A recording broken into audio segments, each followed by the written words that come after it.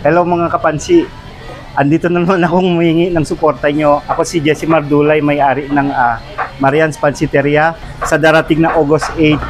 Doon na lang kayo mag-order para sa support nyo sa akin. Worth 120 po ang bawat order. Maraming salamat ka Marian's, Kasuki, Kapansi. Yeah. So guys, andito tayo sa Marian's Pansiteria. Malapit lang po sa may Magno, Wylim na paradaan. Trivia nga po, sila po yung nanalo nung 2023 na sila po nag-champion ng Pansit Festival, nung AFI Festival po. So ngayon pong August 8 isasali muli sila sa pa-contest ng AFI Festival na Pansit Festival natin dito sa ating sa lungsod natin dito sa Tuguegarao. So lalahok ulit sila kung sino mga mahilig sa Marian's Pansiteria. Guys, kailangan muli nila ang inyong mga suporta.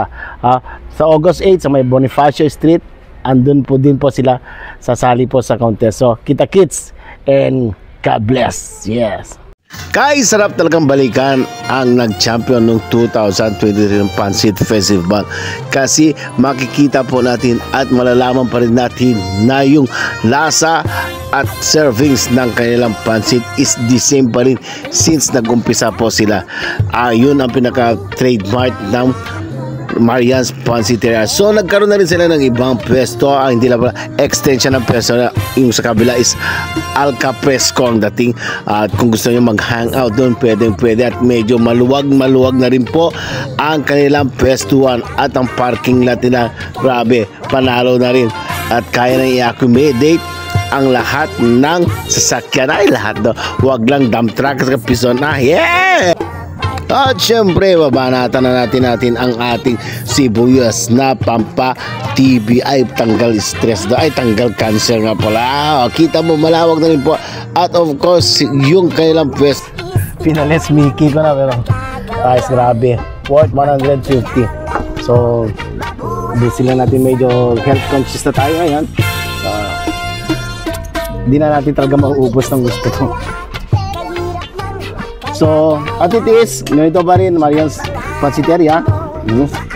Mga karahay, worth 150. Chorizo, of course. Dalawang sangay. And of course, ang malasadong pouch egg. Ito pinaka-favorite sa mga pansitan. Ito yung sabaw niya. Yung sabaw na hindi tumitid. And of course, ang sibuyas natin. Ang pabida-bida ang sibuyas. Mas better na.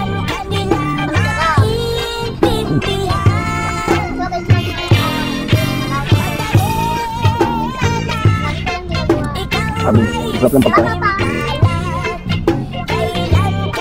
Ang sarap ng pagkain ng chorizo, karahay, sumugay.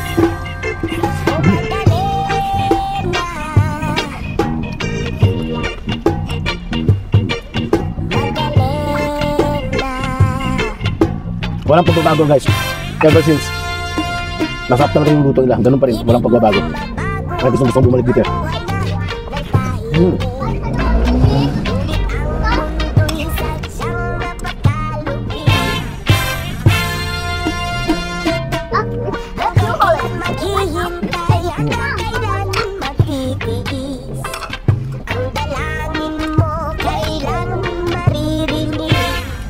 Kalimutan ko naman yung sibuyas sa sarap ng bulto niya.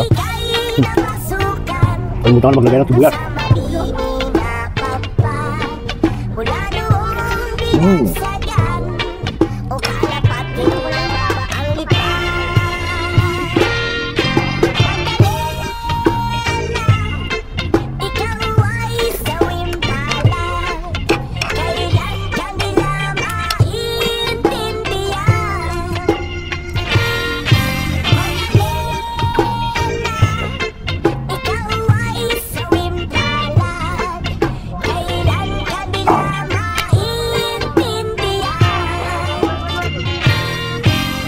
All in all guys, masarap talaga yung pansit.